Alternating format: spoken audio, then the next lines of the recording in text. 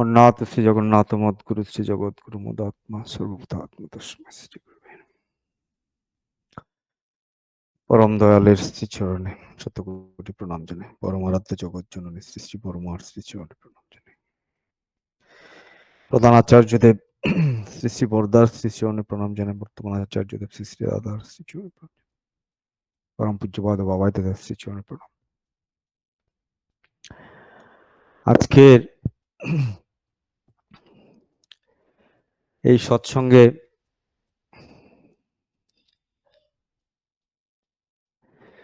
উপস্থিত ঠাকুরের কর্মীবৃন্দ, উপস্থিত দাদা এবং মায়েরা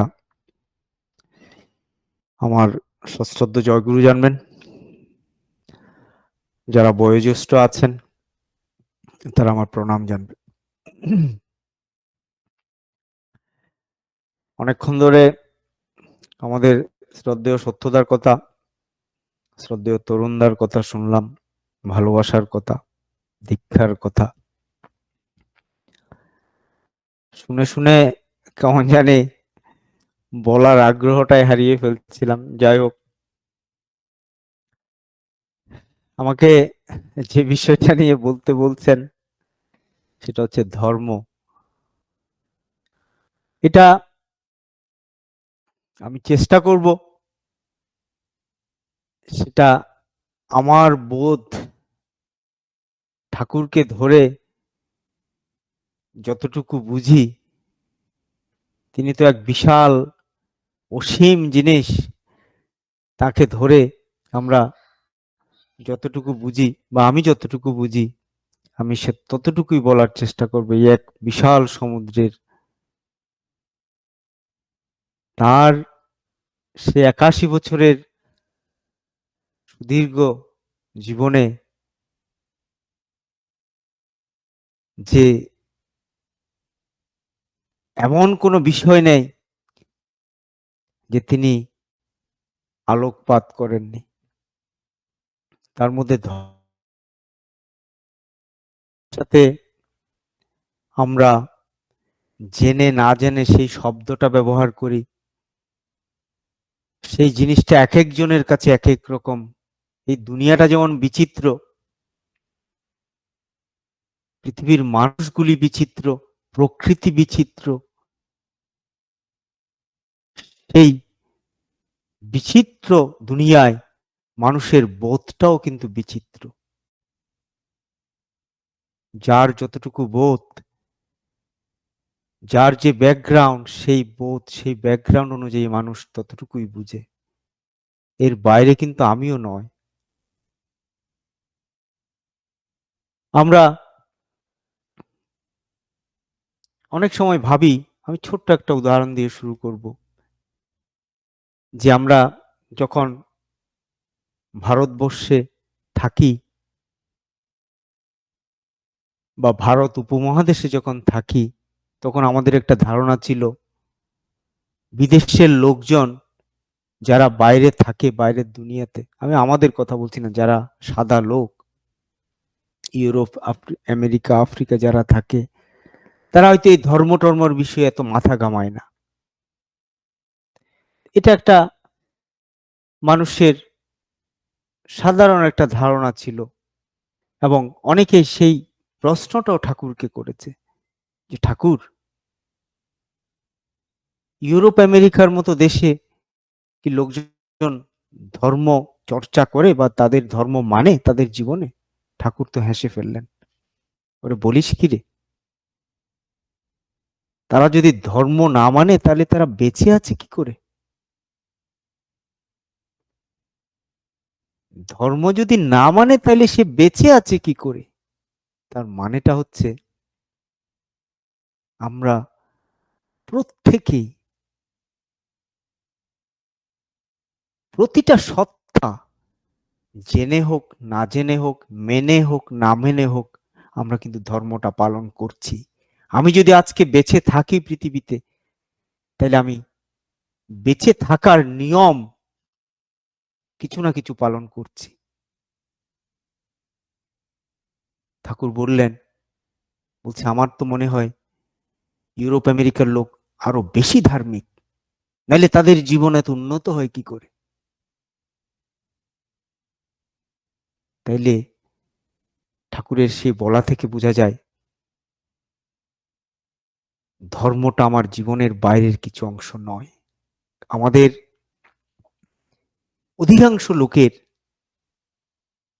অধিকাংশ লোকের যে ভাবনা, সেটা হচ্ছে আমরা বুঝি ধর্ম মানে আমি একটু পুজো-টুজো করব বা এইসব কাজে নিজেকে ব্যস্ত করে রাখবো, সেটাই বুঝি আমরা ধর্ম। ঠাকুর সে ১৩০ বছর আগে পূর্বে এসে সেই ধারণাটাকে পাল্টে দিলেন। তিনি বললেন, নরের বাঁচতে যা যা লাগে তা নিয়েই ধর্ম জাগে। ধর্মটা আমার বেঁচে থাকার একটা উপাদান। তো ধর্ম যদি সেটা হয়, তাইলে একবার ভেবে দেখুন যে আমরা সকালে উঠেই আমরা কি করি? প্রথমে আমরা ব্রাশ করি, তারপর আমরা খাই। আমরা ব্রাশ করি কেন? আমার দাঁতটাকে ঠিক রাখার জন্য, হয়তো মুখের দুর্গন্ধটা না আসার জন্য। আমি খাই কেন? আমার বেঁচে থাকার জন্য, আমার শক্তির জন্য। প্রত্যেকটা কর্ম আমরা কোনো না কোনো কারণে করি, সেটাই হচ্ছে ধর্ম। ধর্ম কিন্তু এর বাইরে কিছু নয়। ঠাকুর এক জায়গায় বলছেন, ধর্ম জানা মানে তার মূল কারণটাকে জানা, এবং সেই জানাটাই হচ্ছে জ্ঞান। ধর্মে সবাই বাঁচে বাড়ে। তাইলে কথাটা হচ্ছে প্রত্যেকটা সত্তা আমরা ধর্মকে পরিপালন করছি। ধর্মকে যদি পরিপালন না করি, তাহলে আমি বেঁচে থাকতাম না। আবার এই ধর্মটা স্থান কাল পাত্র ভেদে ভিন্ন হতে পারে। প্রত্যেকটা জিনিসের একটা ধর্ম আছে। যেমন ধরেন, আমি যদি একটা রেডিও থাকে, সেটা সেটা একটা ফ্রিকোয়েন্সির সাথে আরেকটা ফ্রিকোয়েন্সির টিউনিং হয়ে সেটা বিভিন্ন চ্যানেলে আসবে, সেটা সেই প্রোগ্রামগুলি শোনা যাবে। এটাই হচ্ছে তার ধর্ম। প্রত্যেকটা জিনিসের একটা ধর্ম আছে। আর আমরা ব্যাপক করতে যে ধর্ম বলি, সেটা হচ্ছে আমরা বাঁচতে এবং বাড়তে যা কিছুই করি, সেটাই হচ্ছে আমার ধর্ম। এই ধর্মটা হচ্ছে জীবনের অংশ। ওই যে বললাম, স্থান কাল পাত্র ভেদে ভিন্ন হতে পারে। ঠাকুরকে তাও প্রশ্ন করা হয়েছে। ঠাকুর বললেন, ধর্মের দুটো অংশ। একটা অংশ হচ্ছে ডিভাইন, আর একটা হচ্ছে ডিসক্রিট। সেই ডিভাইন অংশটা হচ্ছে আমি আপনি পৃথিবীর যেখানেই থাকি না কেন, সেই জিনিসটা কিন্তু একই। ঠাকুরের প্রতি আমার ভক্তি, আমার ভালোবাসা, তার প্রতি আমার অর্পণ, তার প্রতি আমার নিবেদন, সবকিছু সারা দুনিয়ায় সেটা একই। আর ওই যে ডিসক্রিট যে পার্টটা বললেন, ঠাকুর বললেন, সেটাই স্থান কাল পাত্র ভেদে ভিন্ন হতে পারে। সেটা কিরকম? ঠাকুর আরো খুলে বললেন। তিনি বললেন যে যারা সাউথ ইন্ডিয়ার সাউথ পার্টে থাকে, তামিলনাড়ুর ওই সাইডটাতে থাকে, সেই জায়গাটাতে প্রচুর গরম পড়ে, ওই জন্য তারা প্রচুর ঝাল খায়। সেটাই তাদের ধর্ম। আবার পৃথিবীতে এমন একটা জায়গা আছে যেখানে প্রচন্ড ঠান্ডা, রাশিয়ার কোন কোন জায়গা আছে সেখানে তাদের মদ্যপান করতে হয়। সেটা করতে হয় তাদের বেঁচে থাকার জন্য, তাদের শরীরটাকে গরম করে রাখার জন্য। সেটাই তার ধর্ম। তো এই যে স্থান কাল পাত্রভেদে যে ধর্মের যে ঠাকুর দুটো দিকের কথা বললেন, যে ডিসক্রিট পার্টটা ভিন্ন হতে পারে, সেটা হওয়াটাই স্বাভাবিক। এখন এই তো গেল ধর্মের কথা। তাহলে আমরা বুঝলাম ঠাকুর তার সমস্ত জীবনের 81 বছরের জীবনের এক জায়গায় বলছেন তিনি সমস্ত জীবনটা দিয়েছেন শুধু দুটো কারণে। তার সমস্ত দেওয়াটা হচ্ছে দুটো জিনিসকে কেন্দ্র করে, একটা হচ্ছে বাঁচো আর একটা হচ্ছে বাঁচাও, যেটা শ্রী শ্রী দাদা দীক্ষার কথা বলছেন। আমাদের আগে নিজে বাঁচো। পৃথিবীতে অনেকেই বেঁচে থাকে, কিন্তু সেই বাঁচা মধ্যে সার্থকতা নেই। তার হয়ে বাঁচা, তার হয়ে উঠা, আর একটা হচ্ছে বাঁচাতে হবে মানুষকে। আজকে সারা পৃথিবীতে মানুষ সঠিক পথের জন্য কত হাহাকার চলছে। আমরা আজকে সারা পৃথিবী ছেড়ে গ্রহ থেকে গ্রহান্তরে আমরা জয় করছি, কিন্তু আমরা নিজের অন্তরটাকে জয় করতে পারছি না।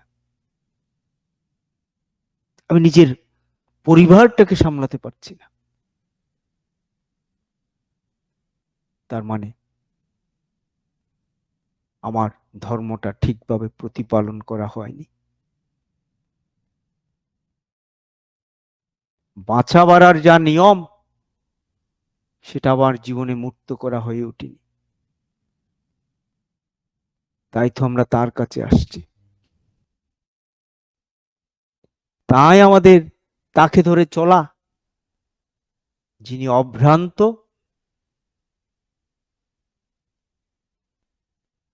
আমি তিনি ঈশ্বর ভগবান সে কথা বলতে চাই না, তবে একটা জিনিস বলতে চাই, তিনি আমার সখা, তিনি আমার গাইড, তিনি আমার বন্ধু, পরম বন্ধু।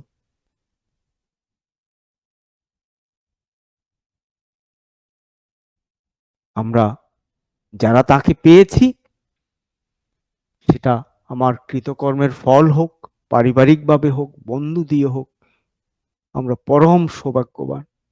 আমরা যেন সেই আমাদের পরম প্রাপ্তিটাকে যেন আমরা অবহেলায় নষ্ট না করি। আমি ঠাকুর এক জায়গায় বলছেন, আমি আজকে যা আছি, আমি যদি কালকে তার থেকে বেড়ে উঠতে না পারি, তাইলে কিন্তু বুঝতে হবে আমার ধর্মটা প্রতিপালন করা হয়নি। বাঁচাবার আর যা কিছু করা দরকার ছিল, আমি বেঁচে আছি, কিন্তু আমি বেড়ে উঠিনি। আমি যদি ঠিক ধর্মটাকে পালন করি, ওই যে বাঁচা এবং বাড়া, শুধু বেঁচে থাকলে হবে না, আমি ঠিক করলে আমি প্রত্যেকটা দিনেই বাড়ব।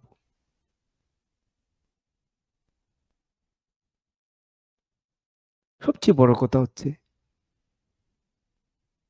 এই মূল্যবান যে নামটা যে পেয়েছি। ভালোবাসার কথা বললেন তরুণদা, আমাদের সত্যজ্যোতিদা দীক্ষার কথা বললেন, সেই সুযোগটাকে যেন আমরা নষ্ট না করি, আমাদের জীবনটা যেন সার্থক করে তুলি। ধর্ম আছে নেই সেই দিয়ে আমার কোনো লাভ হবে না, যতক্ষণ না আমি সেটা আমার জীবনে মূর্ত করে তুলছি। ঠাকুর বলছেন, ধর্ম যদি নাইরে ফুটলো জীবন মাঝে নিত্য কর্মে, বাতিল করে রাখলি তারে, লাভ কি হবে সে ধর্মে। আমার জীবনে যদি ধর্মটা ফুটে না উঠে, তাহলে কিন্তু কোনো লাভ নেই। সৎসঙ্গ তো মানুষ তৈরির কারখানা, সেখানে আগে আমাকে নিজেকে তৈরি করতে হবে। আমি নিজে যদি তার হয়ে না উঠি, তাহলে কিন্তু মুশকিল।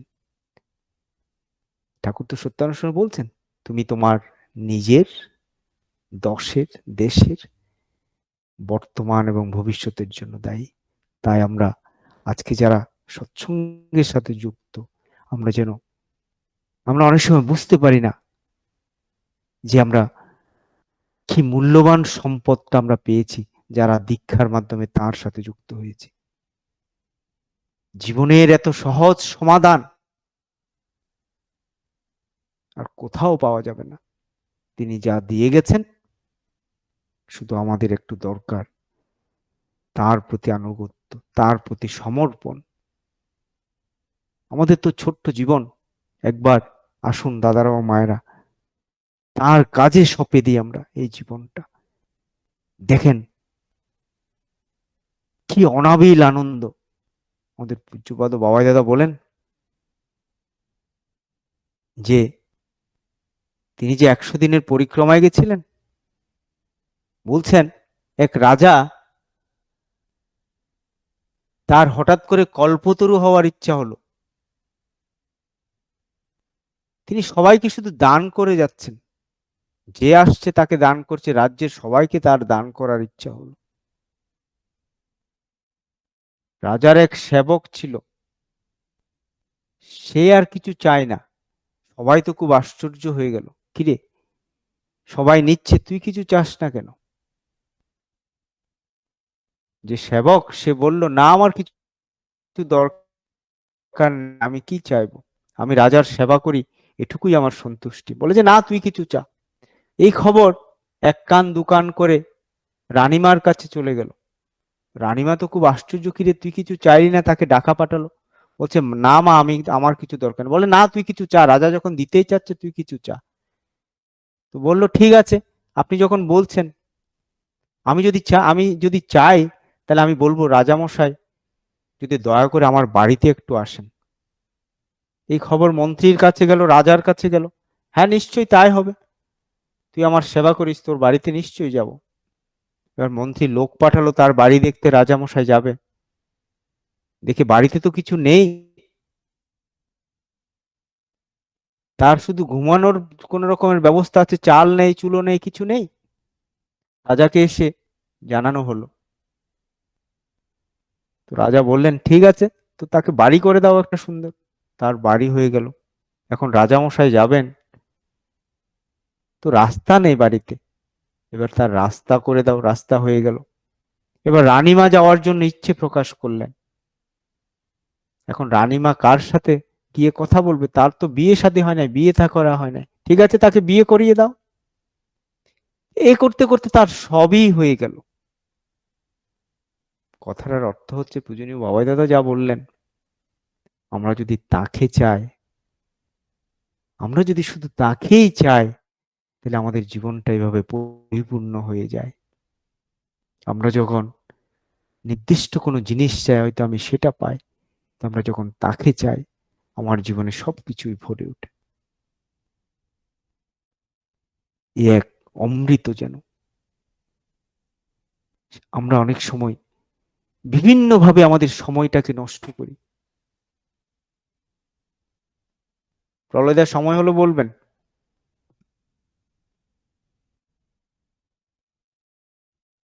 আগে একটু বলুন। এই যে জীবন, একটু বলুন। আগে তো এই যে জীবনের যে অমূল্য সম্পদটা, আমরা তার কাজে যদি সময়টা দিই, তাহলে দেখবেন দুনিয়াতে আপনার যে সামর্থ্যটা, আপনার আমার সামর্থ্য যে কত গুণ বেড়ে যাবে, সেটা কল্পনার বাইরে।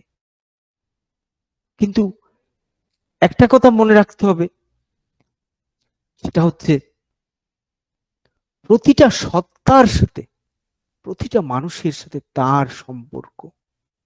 সেখানে এটা শ্রী দাদার কথা,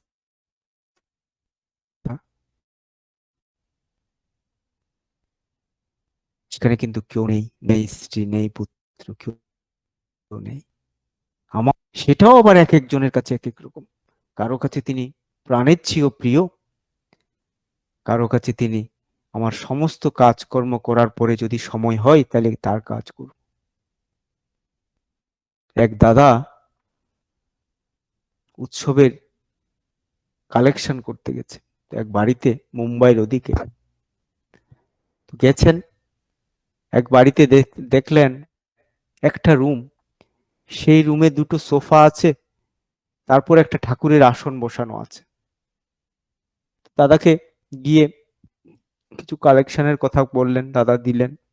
আসার সময় যে দাদা দুজন গেছে, একজন বসে ভাবছে কি ব্যাপার, এরা থাকে কোথায়, এখানে তো একটা রুম, ওখানে ঠাকুরের ঘর, এরা থাকে কোথায়? ওরা আসার সময় জিজ্ঞেস করলেন, বলছে দাদা আপনারা থাকেন কোথায়? বলছে আমরা, কেন আমরা ওই বারান্দায় থাকি। বলছে ঠাকুর থাকেন একটা রুম যার বাড়িতে, সেখানে সেই রুমে ঠাকুর থাকেন, আর সেই বারান্দাতে থাকেন তারা। তার কাছে কিন্তু ঠাকুরের অনুভূতি একরকম, তার কাছে জীবন্ত। আবার আমার এক আত্মীয়ের বাড়িতে গেছি, 3-4টে রুম, 2 ছেলে মেয়ে, ঠাকুরকে রেখেছে বারান্দাতে, ঠিক অপোজিট। আমি বললাম কিরে, তোর এত বড় বাড়িতে ঠাকুরের একটু জায়গা হলো না? বলছে না, ঠাকুরকে ওখানে রেখেছি, ছোঁয়াছুঁয়ির ব্যাপার আছে তো তাই। আমার যে বাহ, ঠাকুরের প্রতি এত অনুভূতি যে এত বড় বাড়িতে প্রভুর জন্য একটু জায়গা হলো না। এই যে তার প্রতি যে অনুভূতিটা ভিন্ন, কারণ কারো কাছে তিনি ফটো, কারো কাছে তিনি জীবন্ত। যার কাছে ফটো, তার অনুভূতিটাও সেরকম ভোঁতা। যার কাছে তিনি যত জীবন্ত, তার জীবন ততই সুন্দর, তিনি ততই লোকপালি হয়ে উঠেছেন। শ্রী ঠাকুর চেয়েছেন আমরা যেন প্রত্যেকে লোকপালি হয়ে উঠি। প্রত্যেকটা মানুষ আমার চাহনি মিষ্টি হবে, কথা মিষ্টি হবে। আমি যখন তার হয়ে উঠব, তার দয়া, তার অস্তিত্ব যখন আমার জীবনে অনুভব হবে, তখনই আমার স্বভাব পাল্টে যাবে। আজকে এক জায়গায় বাজার করতে গেছি, আমাদের এক গুরুভাই সেই দোকানে আছে। তো আমি জয়গুরু দিয়ে একটু কথা বললাম। বয়স্ক লোক, আমি বললাম দাদা কি বলবো, আপনি তো বয়স্ক লোক, সবই জানেন, তারপরও বলি যে আমরা, আমাদের দেখে যেন বুঝতে পারে এই সৎসঙ্গী। আমার বলা, আমার চলা যেন কাউকে সাহস দিতে পারে, কাউকে শক্তি দিতে পারে, আনন্দ দিতে পারে, সম্বর্ধনা দিতে পারে, কাউকে প্রাপ্তি দিতে পারে। এই কথা বলার পর দাদা কান্না করছে, ওই দাদা আমাদের এক গুরুভাই টরন্টোতে। আমি চলে আসলাম, আমি জানি না, আমি হঠাৎ করে তার কি হলো, বয়স্ক লোক, তিনি কান্না করছেন কথাগুলি শুনে। সবচেয়ে বড় কথা হচ্ছে আমার তার অস্তিত্বটা আমার জীবনে অনুভব করা, দাদার ও মায়েরা, সেটা তার কাজ করার মাধ্যমে হয়। আমি যতই তার কাজ করব, আমি নিজেকে যতই তার কাজে যুক্ত করে রাখবো, তখনই তার অস্তিত্বটা আমার জীবনে অনুভব হবে। তার অস্তিত্ব যদি অনুভব না হয়, তাহলে কিন্তু আমার জীবনে কিছুই হবে না, আমার জীবনে শুধু প্রশ্নই থেকে যাবে। কিন্তু ঠাকুর তো বললেন আমার প্রশ্ন থাকবে না। তিনি চেয়েছেন নির্মম নিরাশী ধী ধুরন্ধর। সবচেয়ে বড় কথা হচ্ছে আমরা যেন তার হটার চেষ্টা করি, তার কাজ করার মাধ্যমে। আমি তার যখন হয়ে উঠব, আমি জগতের কল্যাণে, আমি লোকপালি হয়ে উঠব। ঠাকুর চেয়েছেন আমরা প্রত্যেকটা মানুষ যেন যোগ্য হয়ে উঠি, প্রত্যেকটা মানুষ যেন দুনিয়াতে আলোক বর্তিকা হিসাবে থাকি, প্রত্যেকটা মানুষ যেন জগতের সমাধানের কেন্দ্র হয়ে দাঁড়ায়। তখন মানুষ জিজ্ঞেস করবে কে তোমার সেই চালিকা শক্তি? তখনই আমি বলবো শ্রী শ্রী ঠাকুর। আমরাই তো ঠাকুরকে, বাইরের লোক তো আর ঠাকুর দেখেনি, আমাকে দেখেছে, আপনাকে দেখেছে। আমরা যেন সেইভাবেই তার হয়ে উঠতে পারি। প্রত্যেকে যেন আমরা একে অপরকে সেই ভাবনাটা যেন ছড়িয়ে দিতে পারি, সেই ভাবনাটাকে যেন আমরা আরো থেকে আরোতর করে তুলতে পারি।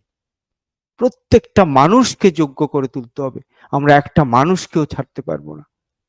ঠাকুরের জগতে এটা হচ্ছে মানুষ তৈরির কারখানা। তিনি যদি একটা মানুষের জন্য একটা সাম্রাজ্য ছেড়তে পারেন, আমাদেরও সেই ভাবনাটা যেন থাকে, আমরা কাউকে ছাড়বো না, সবাইকেই আমরা, প্রত্যেকটা মানুষের অফুরন্ত শক্তি আছে, অসীম যোগ্যতা আছে, শুধু সেটা যেন আমরা জাগিয়ে দিতে পারি, এবং সেটা জাগিয়ে দেওয়ার উপায় হচ্ছে তার কাজে উদ্বুদ্ধ করা। সেটা যেন আমরা একে অপরকে করে তুলতে পারি। দাদারা ও মায়েরা, আমি এটুকুই বুঝি, ধর্ম বলি, যা কিছুই বলেন, বাঁচা বাড়ার কথাই বলি, সবকিছুর মূল হচ্ছে আমার প্রতিটা অস্তিত্বে যেন তিনি থাকেন। আপনি যেভাবেই যা কিছু দিয়ে বলুন না কেন, দুনিয়াতে যদি দুটো পূজা করলেই হয়ে যেত, দুটো টাকা মানত করলে হয়ে যেত, সারা দুনিয়া ওখানেই ছুটতো। দুনিয়াটা এত সহজ নয়। ঠাকুর বলছেন তিনি সবকিছু জানেন, কিন্তু একটা জিনিস জানেন না, সেটা হচ্ছে না করে যে পাওয়ার উপায় আছে সেটা তিনি জানেন না। কাজে না করে কোনো পাওয়ার উপায় নেই। আমাদের হও, করো এবং পাও। আমরা যেন সবাই তার হয়ে উঠি, এই প্রার্থনা। আপনারা ভালো থাকুন। সবাই সবাই মিলে আমরা যেন তার পথে এগিয়ে যেতে পারি। জয় গুরু।